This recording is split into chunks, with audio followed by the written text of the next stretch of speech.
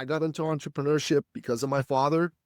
And my father was the kind of man who'd always tell me, son, remember that man sitting in front of you? That's someone's son, that's someone's brother, that's someone's husband, that's someone's father, that's a hero to somebody. Maybe someone just like you disappointed him in business. It's your job to restore their faith in humanity. And remember, life is about people, not money, not numbers. Business is even about people, not money, not numbers. And when I was a kid, I wouldn't get that, right? Because I'm going, without money, you can't do business. But as I grew older, I understood what he meant. What he meant was that all business is solving problems for people for a profit. And if you really want to be the kind of businessman who's going to have longevity, you need to be all about solving problems for the people for a profit. You're listening to Brainwork Framework, a business and marketing podcast brought to you by focus-biz.com. Welcome back to another episode of Brainwork Framework. With us today is the founder of eCircle Academy, Nicky Billou. He helps solopreneurs 10x their income, impact, and influence. So excited to have him on. Nicky, how are you doing today? Thanks for joining us. Chris, it's an honor to be here, man. Thanks for having me on the show. Absolutely. So excited to chat with you. We always like to ask our guests, tell us about your entrepreneurial journey. What were you doing before, and how did that kind of lead you into what you're doing today? That's a fantastic question. I'm actually originally an immigrant from the Middle East. I'm a Christian from Iran. When I was 11 years old, the Islamic Revolution took place in Iran. My late father, God rest his soul, he could see the writing on the wall. This wasn't going to be a place to raise a Christian family. So he and my mom, they got together, they talked, they made a plan. It took them a while, but eventually they got my brothers and I out of Iran, and they settled us where I now live in Toronto, Canada. At the time, I was a kid. I didn't want to leave my home. I didn't want to leave my friends.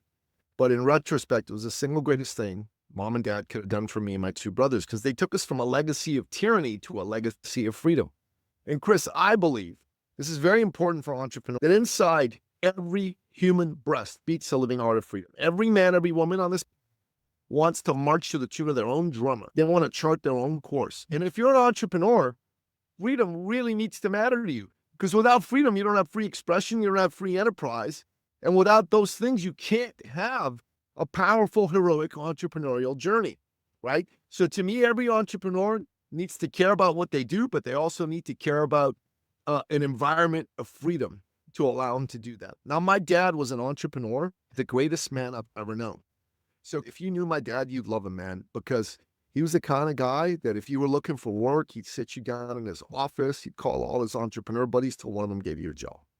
If you were trying to start a business, he'd sit you down in his office. He'd listen carefully to you. He'd give you his best advice. He'd give you access to people who could give you capital, get you clients, and you'd be on your way.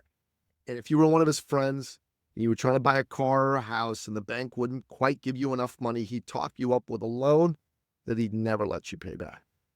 And all kinds of people, when I tell them this story, they go, Nicky, come on, man. What are you talking about? Who does that? Nobody does that. And you know what I have to say to them? Well, actually, at least one person I know did that, the late, great Napoleon Billou. And then people would say to me, what are you talking about, man? Why would he do that? What'd be in it for him? And here's my answer. Well, he was a devout Christian. He believed that his immortal soul was for him. It was his duty as a Christian to share his blessings with other people. And secondly, this is equally important. He did it because he could. He was successful. He was rich. I wanted to be like my dad. I got into entrepreneurship because of my father. And my father was the kind of man who'd always tell me, son, remember that man sitting in front of you? That's someone's son, that's someone's brother, that's someone's husband, that's someone's father, that's a hero to somebody. And maybe someone just like you disappointed him in business. It's your job to restore their faith in humanity. And remember, life is about people, not money, not numbers. Business is even about people, not money, not numbers. And when I was a kid, I wouldn't get that, right? Because I'm going, without money, you can't do business. But as I grew older, I understood what he meant. What he meant was that all business is solving problems for people for a profit. And if you really want to be the kind of businessman who's going to have longevity, you need to be all about solving problems for the people for a profit. And I became an entrepreneur to honor my father and the legacy that he gave me, because I believe entrepreneurs are society's greatest heroes. And so many entrepreneurs, Chris, so many entrepreneurs are good people, but they don't necessarily have great business skills. They're not great at sales or marketing. And me, I come from a business background. I was good at sales and marketing. And I really love helping people who are good human beings, but maybe sales makes them nervous, or maybe sales is like something that they think to themselves, oh my God, I don't want to be seen as that dude with commission breath. And I help them reframe selling to serving. Chris, no one wants to be sold. You don't want to be sold. I don't want to be sold. But don't you love being served by a caring human being? Yes, Just we do. teaching people how to do that. Brother, I've helped tons of people double, triple, quadruple the size of their business. And they're off into the races. That's beautiful. And I think it's important that you have this mission where it's people over profit, carrying on that legacy. It's so important when we see these mega corporations who continue to remove services and features and increase their prices and lay off people while continuing a stock buyback. It's like, wow, where are the true business leaders? Where are the people who are going to lead us, the people who have more compassion? And here you are, thankfully. There are real nice business owners out there that exist. So we appreciate you just having that as a service. And it's true. Nobody likes to be sold, but they do love to be served. So in what way can we communicate and craft that messaging to resonate with that audience? So that way they understand they're not being sold, but instead being served. Throughout your journey, what is your tactic for working with a lot of your clients? What strategies do you implement for them that kind of get them out of that rut? Well, that's a great question. One of the things that a lot of folks that are solopreneurs don't really understand is that they need to embrace their inner salesman. Okay. You've got to be somebody who's going to go out there and sell. And this is real talk. Because far too many people, I had a call with a guy today. He's a great guy. He says, I hate sales. When I see a salesman come, and I walk away. And I go, and yet you want to get into business and you want to make $1 million a year and you hate sales. And he said, yeah, I get it. Ironic, right? And I said, yeah, ironic is one way to put it. It's also detrimental to your ability to be successful. If you look at sales as being a bad thing, then you're going to push sales away from you. You're going to be part of what I call the sales prevention department. But instead, if you look at sales as an act of deep love and an act of deep service, you're going to pull sales towards you. So let me tell you a little story, Chris, if I may. I had a client who was personal fitness trainer. Okay. Really good guy. But he didn't do so hot. He made like $3,000 to $5,000 a month. His name was Callum Shaw. And when he came to work with us, he was struggling, man. He was barely staying afloat. And I asked him, what do you want to do? And he said, I just want to make enough money so I don't struggle every month. I said, okay, so what's the problem? He said, I don't know how to sell. And I like selling. Selling's not my favorite thing in the world to do. And when we started working together, I could see Callum was a good guy. I believed in Callum. And my father used to tell me, you need to believe in people. Everyone needs someone to believe in them. You know what I mean? There are days when your own self-belief isn't the best. So you need someone to believe in you, right? And as a result of this, I just poured my belief into him. And I really helped him think about the people that he was going to work with as people that he was serving.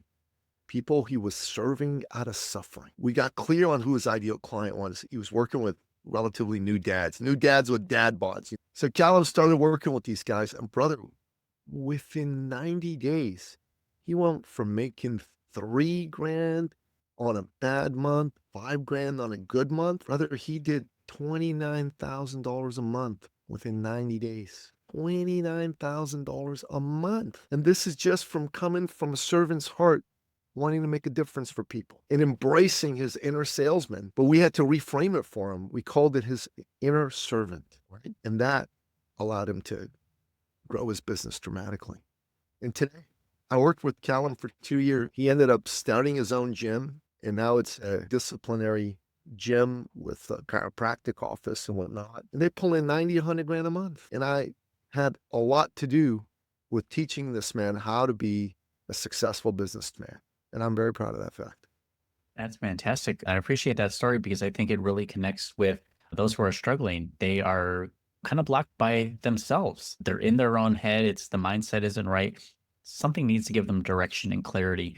And then here you come to kind of give them that boost of confidence to say, this is just a reframing of how we're looking at sales. And I think sales can be intimidating. Marketing can be intimidating. Business can be intimidating. But the more that we connect with other mentors, entrepreneurs to see what they're doing, what's being successful, and reframe it into a way of how can we serve? How are we giving value? How are we solving problems? We're going to realize that, hey, this is something that the world needs to hear about. I'm excited to share it with the world. And we're not going to be so hesitant. I think I do see a lot of entrepreneurs resisting sales. They'll get someone in the door and they're talking them out of the sale, right? And I'm sure you've helped very similar people. And that's something that people need to recognize is that mindset shift, the clarity, giving them some confidence. Because like you said, there's days where our own self-confidence just isn't enough. We need others to kind of push us and move us forward. So that's incredibly important. Throughout the 20 years that you've been in business, helping people, helping solopreneurs, if there's someone who's out there that's looking to get started, find out more information, is there usually a resource you try to direct them to, either internal, or do you recommend a book or a podcast or a YouTube series? Well, there's a book. I've written 11 books, but there's one of my books that is specifically for the type of person you're talking about who's not in business for themselves yet. It's called The Thought Leader's Journey. And it looks like this. Okay. And this book is a fable, right? Kind of like the monk who sold his Ferrari or the greatest salesman in the world. Tells the story of a young man named Paolo who works in a big corporation, but his dream is to go and start his own business. This is a fabulous book that'll give you a blueprint on how to get started. You can go buy this on Amazon. You can also get a Kindle copy of it for free by going to eCircleacademy.com/TLJ book. That's for Thought Leader's Journey book. So it's eCircleacademy.com/TLJ book. And you can get yourself a free Kindle copy. But if you like hard copy books, which I do, then go on Amazon and buy yourself a copy. That's fantastic. And we'll also have that link available down in the description and show notes so everyone can get connected with that wonderful offer for the book and kind of get that clarity for what they're looking for. Being in business for 20 years, I'm sure you've seen shifts in marketing and sales, yet a lot of the principles kind of stay the same, which is why a lot of these Dale Carnegie books are still popular. A lot of business practices stay the same, but there's a shift. Changes happen, and especially within marketing and sales. Being in business for 20 years, what are some of those shifts that you have noticed, or are you just all referral based with a lot of your clients, or what's been the most effective strategy for getting yourself out there and then getting leads into the door and nurturing them? That's a really good question. Honestly, most effective lead generation strategy today, 2024, leading into 2025 for solopreneurs is podcasts, being a guest on other people's shows. I've been a guest on 70 shows. I've been able to generate a couple hundred solid leads from that. And I've generated $425,000 plus in sales. I teach how to do this. I have a workshop called Get Booked and Get Paid. I also wrote a book by the same title. It's called Get Booked and Get Paid. And basically, the story of how this came about was almost 3 years ago, because of the scamdemic, a part of my business went kaput. About $500,000 in expected income disappeared. And I was freaking out. So I called my business coach, Mark von Nieser, and I said to him, Mark, we need to turn this around, man. What do you got?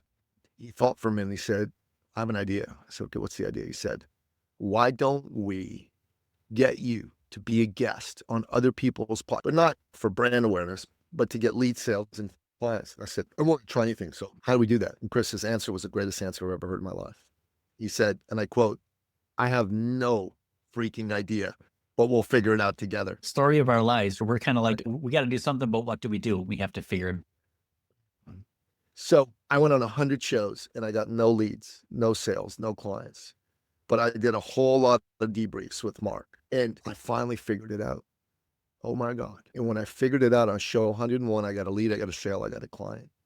And then the whole system crystallized for us. All the reps we put in, me going on all those shows, allowed me to discover what worked and what didn't work. And here's the truth. Going on a show as a guest, you've got to have a triple intention. I call it the triple threat intention. Intention one is inspire the audience. The audience is giving you their attention. It's your job to inspire them, right? People are hurting. They're looking for inspiring voices. Secondly, make the host look good. The host is spending time, energy, money putting out a podcast. You got to make the host look good. Thirdly, build a business relationship with the host. The host is a businessman, a businesswoman. Think about it. This is old school gone high tech. You build relationships with people. This is high tech networking. This is building the know, like, and trust factor. I don't know about you, Chris, but I do business with people I know, like, and trust, both in terms of buying from them and selling to them. And nothing over the last 2.5 years has been more effective in generating know, like, and trust than being a guest on all these podcasts that I've been a guest on. It has been a brilliant strategy that I've come up with. And obviously, there's more to it than you just go on the show and you get to meet the host. You've got to make sure you do a good enough job that you've got credibility with that host, and that host is interested in potentially collaborating with you. Maybe you need to buy from that host. Maybe they need to buy from you. But all of that becomes possible when you come on the show, you do a good job, you inspire the audience, you make the host look good, and you build a relationship with the host, and you're off into the races. Nobody's teaching this except for me. Nobody's teaching you how to do this. I go into great detail in my book, Get Booked and Get Paid, which is available on Amazon. I have a phenomenal workshop for folks who need more help than the book to sit down, have a strategy to get booked on shows. And by the way, platforms like Podmatch are perfect for that. That's how you and I got connected. But it's not enough just to get booked on shows. You need to do a good enough job so you can get paid as a result of being on shows. And that's the secret sauce that I have. And that's what you got to get the book for in order to learn it. I love it. And I appreciate you being upfront and transparent about the strategy, what was working, what didn't work, and how you brought it all together. Because most people would say, yeah, podcasting works great, but they would never go into more detail. But you actually gave 3 criteria that people need to follow. You need to inspire and educate, kind of this trifecta, which is really smart. This has been a great way for podcasting in order to get one-on-one conversations with other business owners. We get their expertise. We get to have a great conversation. And then from that, a business relationship can form, but you have to continue to nurture and build off of that. You can't many people get a new brand strategy or something, and then it just sits there. They don't actually work towards it. So it's something that you need to constantly focus on. And I love the strategy with using that podcast, being a guest on shows to build that trust with people, because that's kind of that first battle. And then when you were focused in that 101st episode, that is where the sale started to take place and just take off for you. When you work with a lot of solopreneurs, do you have a strategy on kind of a surefire way that is going to 10x what they have going on, whether it's 2, 3, 4 times their business? Is it usually one thing, or is it a combination of a few things that you need to work on and improve in order to increase those conversions throughout the entire buyer's journey and sales funnel? It's a combination of a number of things. Okay. So like I said, the first thing that I mentioned was we got to help these people embrace their inner salesman, right? Because that's the number one reason they're failing, is because they hate sales. So we got to get them to stop hating sales, stop being scared of sales. Once we've done that, that alone can help them 3, 4, 5-fold their business. But secondly, they really need to narrow their niche. They need to narrow their focus. So many people in business, if you ask them what they do, they go, I can do anything for anybody. I'm like, are you kidding me? So the client, right? She's a functional medicine doc. And when I met her, she was doing well. She did 6 figures a year, but she wanted to do better. She wanted to do 7 figures a year. And she wanted to do it to honor her father. Her father had been a successful entrepreneur, and he was dying of brain cancer, glioblastoma. She wanted to honor his legacy. 6 months later, he died, which was very sad. This young lady came to us and she said, please help me.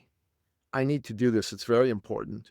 I want my dad, I want him to be smiling down on me from heaven, and I want him to be proud of me. And I said, of course, we'll help you. And I asked her, so who do you help? She says, well, look, I'm a functional medicine doctor. I can help anybody with any health problem. And I said to her, this is your problem, Dr. Vicky. So she goes, okay. I said, let's do an exercise. So imagine a Venn diagram. Circle 1 is clients you got the best results for. I said, make a list of those. Circle 2 is clients you enjoyed working with the most. Make a list of those. And circle 3 is clients that were the easiest to do business with, easiest to transact with. Make a list of those. Which clients fell in all 3 circles? That was her ideal client. And it was professional women over the age of 45, successful in their careers, married happily with kids, great marriage, great children, great home life. Only one problem. Maybe you've heard of this problem. Women, at least I've heard this. Don't know if it's 100% true. Don't like not feeling beautiful. They loved feeling beautiful. And a lot of these women over the age of 45 felt they weren't beautiful anymore.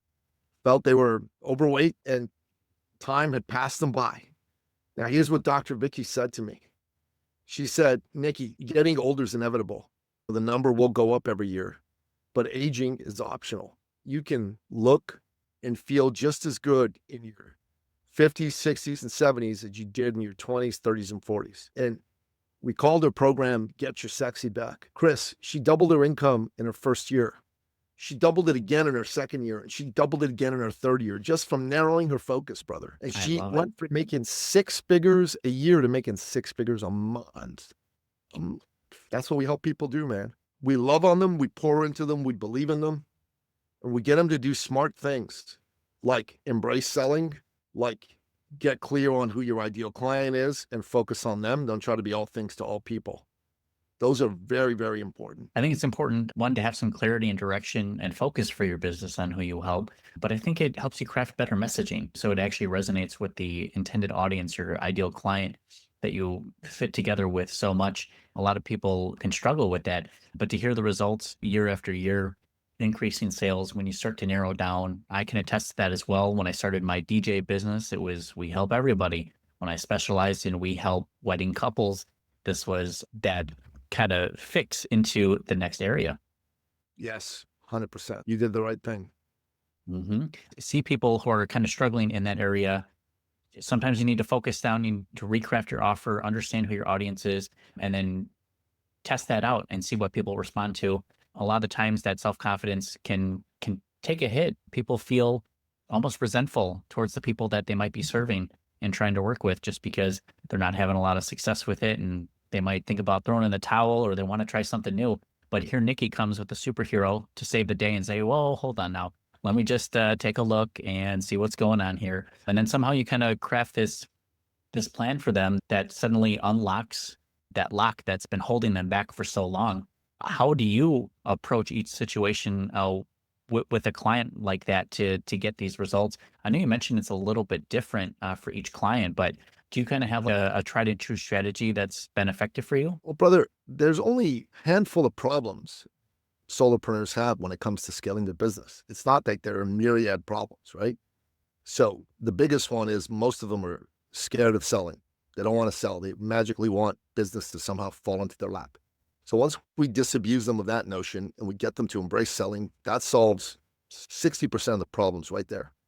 Secondly, too many of them are scared to narrow their focus. They want to do all things for all people because they think otherwise they'll miss out, and they're wrong about that.